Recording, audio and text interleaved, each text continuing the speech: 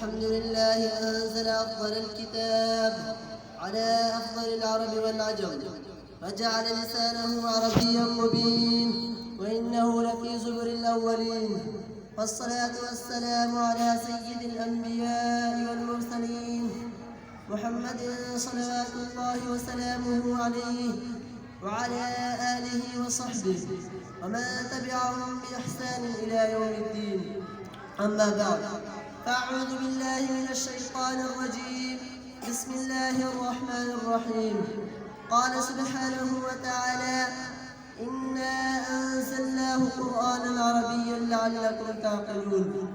وقال رسول الله صلى الله عليه وسلم: أحب العرب لثلاث، لأني غربي والقرآن غربي ولغة أهل الجنة عربي.